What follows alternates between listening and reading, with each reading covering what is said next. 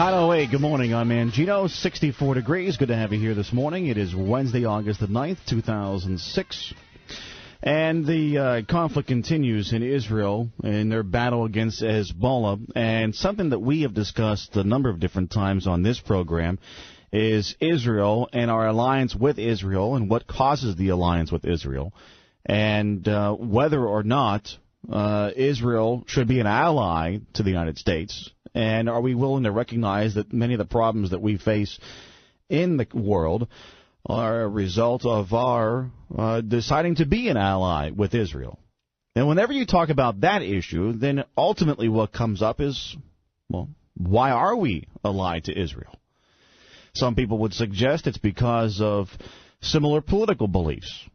They are a democracy in the Middle East, and we, too, are a democracy. So we are aligned to them. And we played a role in helping to create them and put them where they are today with our efforts back in the 1940s.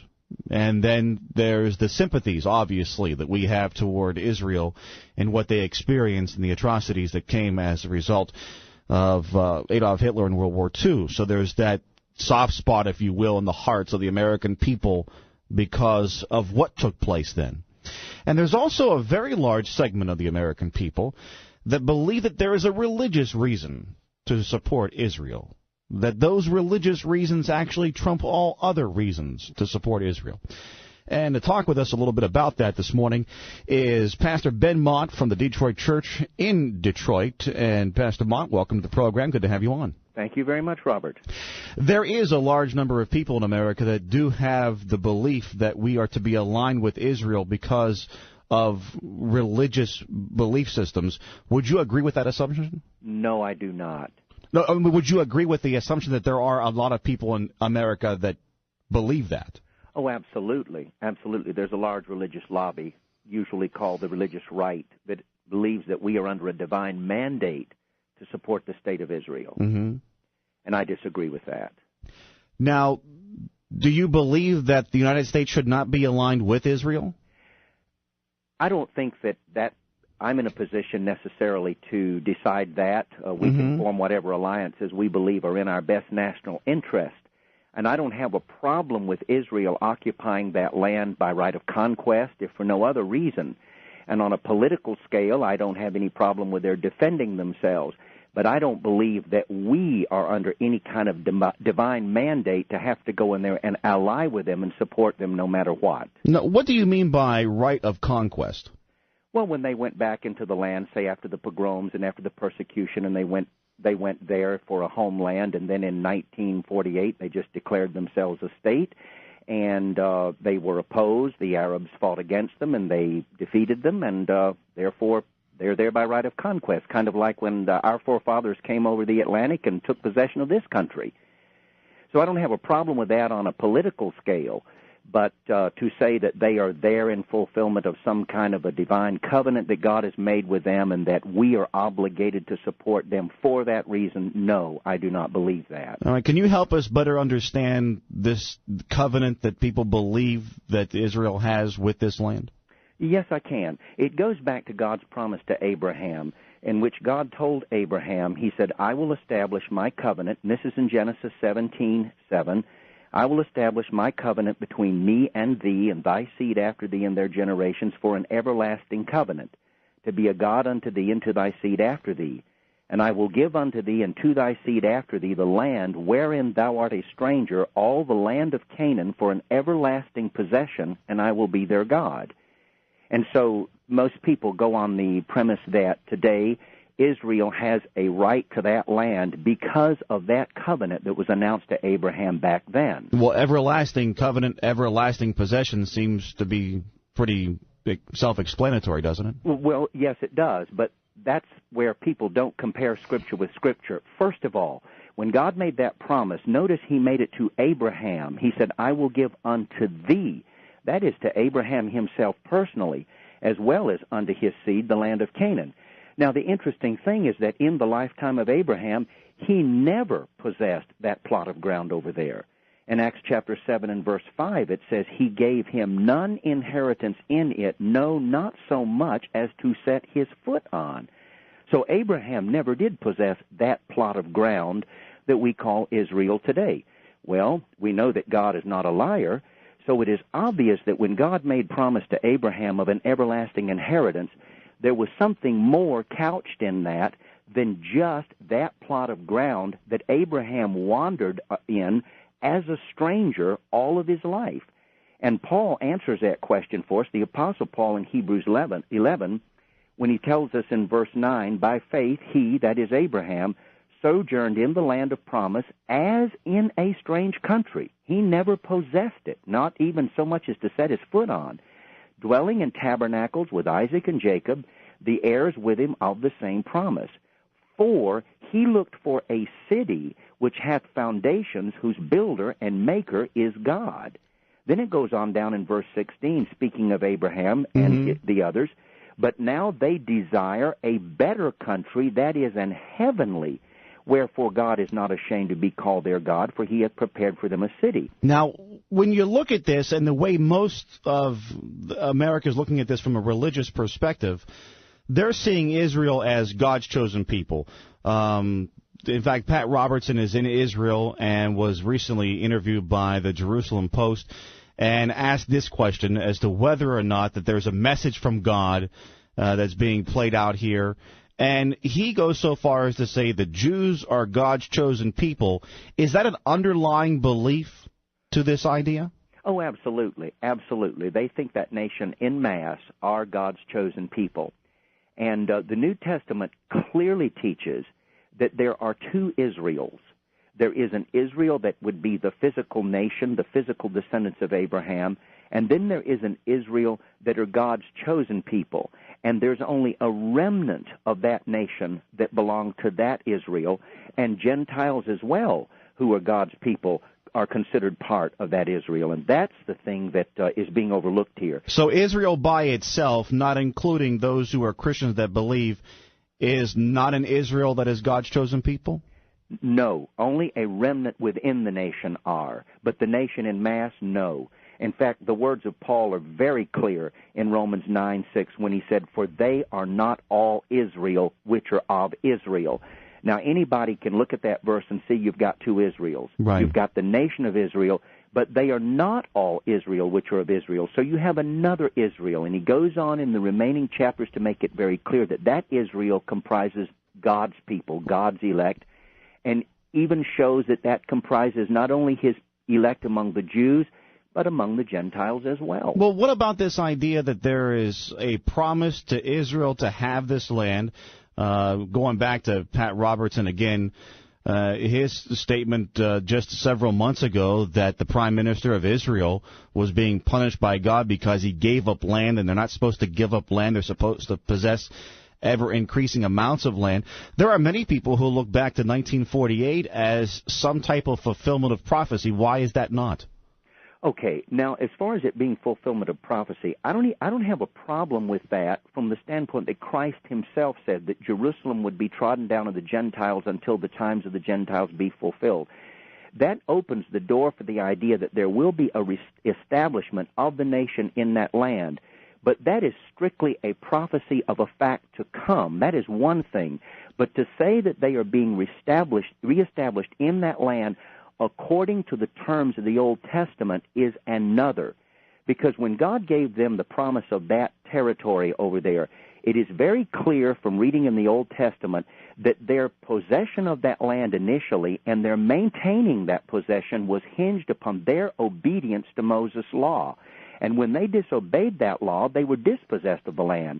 That happened in the history of the Old Testament when for 70 years they were taken captive by the Babylonians and dispossessed, and their city and temple was destroyed.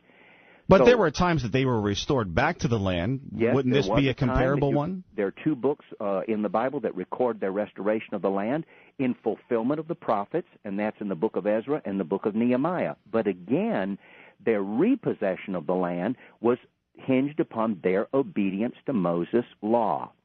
And, of course, we know that they continued to disobey the law and therefore were dispossessed of the land again. And, according to the New Testament, We're no longer under the Old Testament covenant. That was abrogated and set aside. We live under a new covenant, so the terms of that are no longer in effect. Well, there are many that believe that that's the case for us, who are Christians. Yes. But the Old Testament applies to them. To whom? To Israel? To Israel. No, the whole thing has been set aside. The whole thing. In fact, that's the clear teaching of Paul in Hebrews chapter 8 when he talks about making a new covenant. Mm-hmm. He said, not according to the covenant that I made with their fathers in the day when I took them by the hand to lead them out of the land of Egypt, because they continued not in my covenant, and I regarded them not. And so God has set that covenant system aside. Well, in looking at Israel today, could somebody not look at Israel today and say that this is a restoration of Israel, the same as coming back from the Babylonian captivity? No, absolutely not. Why not? Because that nation is not living in obedience to Moses' law. A lot of those people over there are just nominal Jews. They really do not take their religion seriously. And God promised restoration of that nation if they kept the terms of his covenant. And this you raise a very interesting point here. In Deuteronomy chapter 30, God told them about promising a restoration of the land.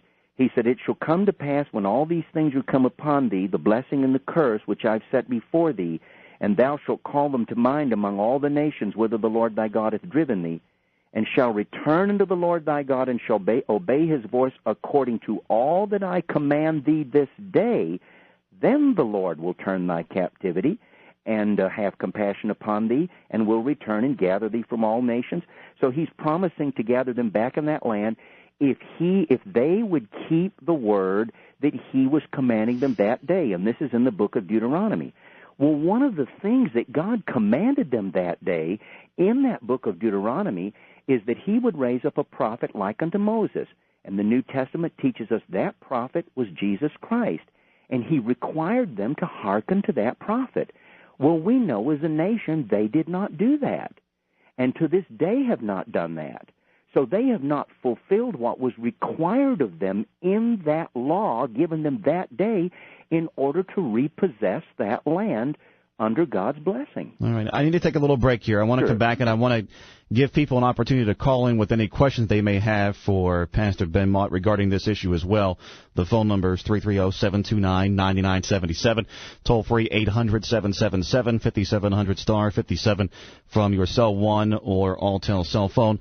Whether it's a question regarding what he's saying or if you want to challenge what it is that he's saying, you're definitely invited to call in as well. 330-729-9977. Toll free 800-777-5700 star 57 from your cell one or Alltel cell phone. Something else that I'm interested in getting answered and we'll address when we come back is this idea with Israel forming an alliance with the United States. Is there anything wrong with that from a biblical perspective if this really is a restoration of Israel based upon prophecy that they are his people going back to the lands that he promised them? Give you a chance to listen to that answer coming up and get your questions and your comments, too. 330-729-9977, toll-free 800-777-5700, star 57 from your cell one or Alltel cell phone. You know, the Flavors of Summer menu has arrived at Perkins Restaurant and Bakery, and it's available for a limited time, and prices starting at just $5.99. And some of the great things that you can get.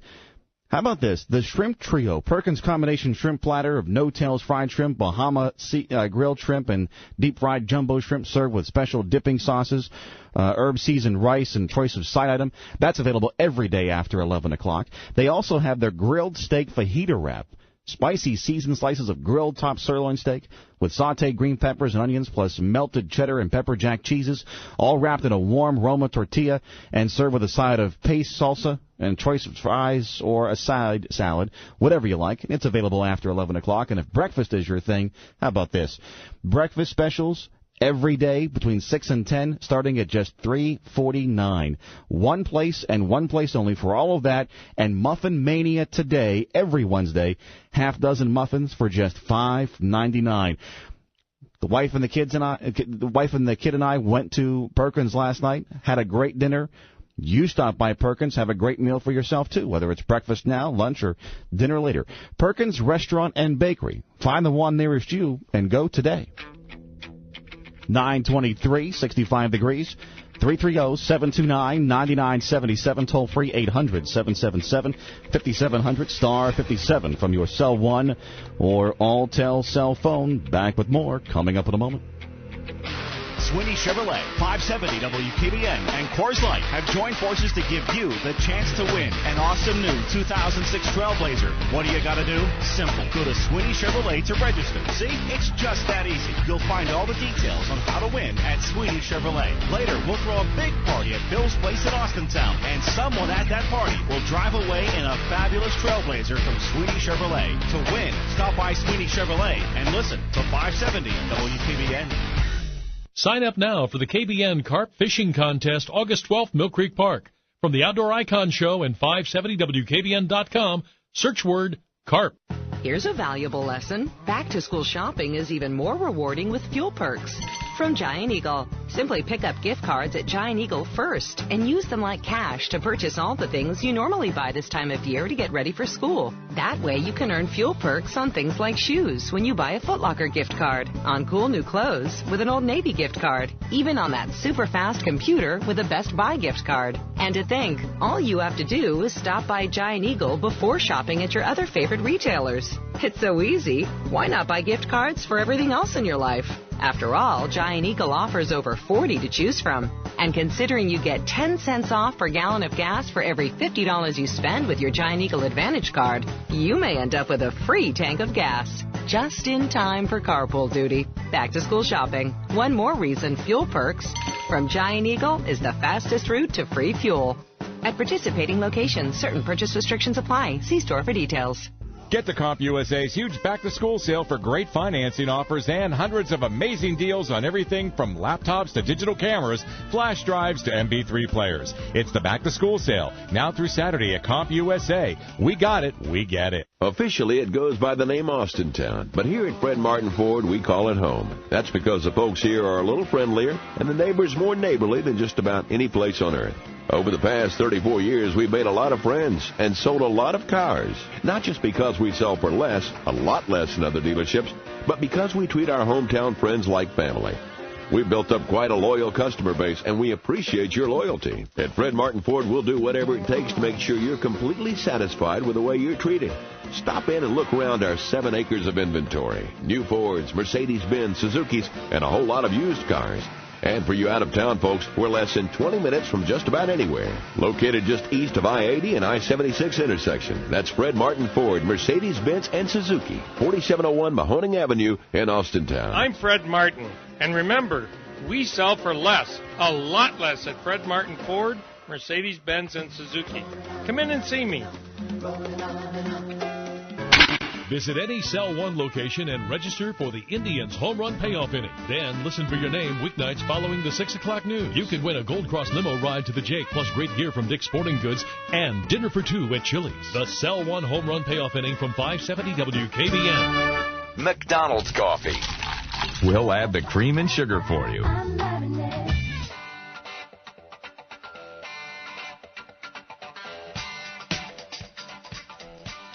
926, 66 degrees. It's Wednesday, August 9th, 2006. Beautiful day out there in Youngstown. Make the most out of it today.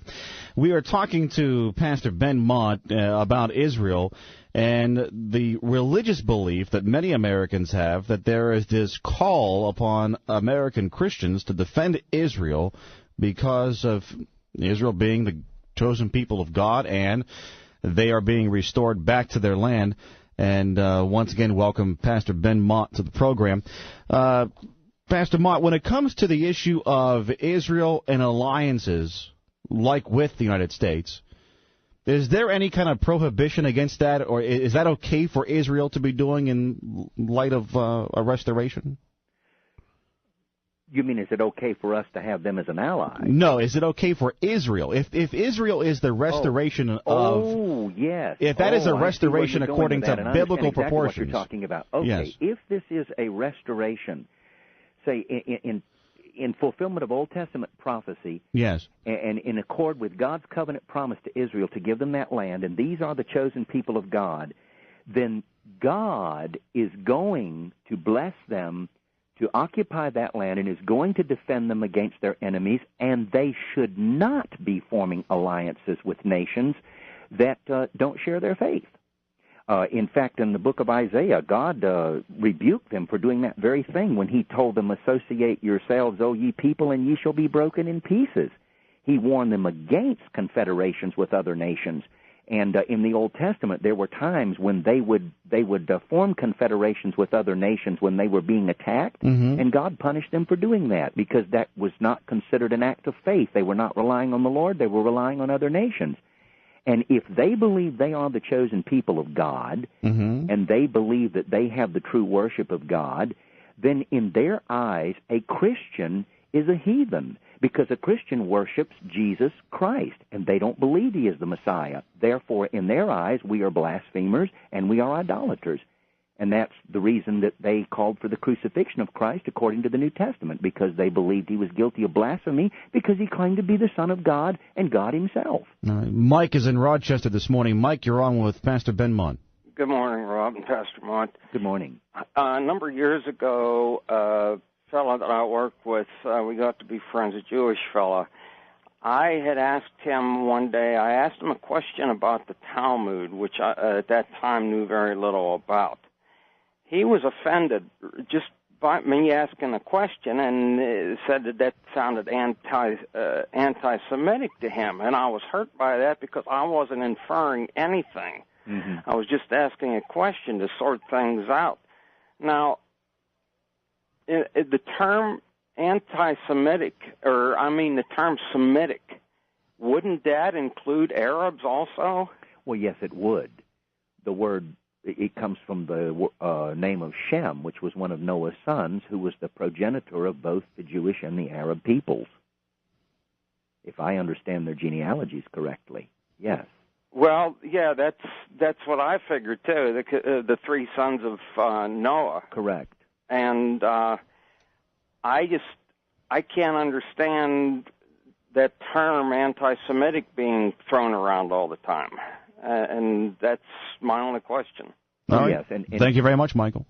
Yeah. My would guess would be is that it's something that then shuts up those that would say anything contrary. Absolutely. If anybody takes a position contrary to the line that's been given by the religious right, then he'll be labeled anti-Semitic, which I don't endorse what Hitler did at all. I think it was a terrible crime. And going back to the beginning of the interview, just in case somebody happened to jump on late, the issue is not whether or not Israel is a due possessor of the land based upon our world standards of how you become a country. Exactly. I have no problem with that at all. Nor their right to defend themselves as they see fit when they are attacked. Absolutely. I have no problem with that at all. The issue is the religious connection that is oftentimes placed along with that. Absolutely. You've got it, Robert. All right, 330-729-9977, toll-free 800-777-5700, star 57 from your cell 1 or Alltel cell phone. We will keep Pastor Ben Mott with us for a couple of more moments. If you have a question, Ed's in Canton this morning. Ed, you're on with Pastor Ben Mott. Good morning. Good morning, Ed. Good morning. Good morning. Am I talking to the pastor? Yes, you are. You used the word Gentile twice in your opening commentary. Yes.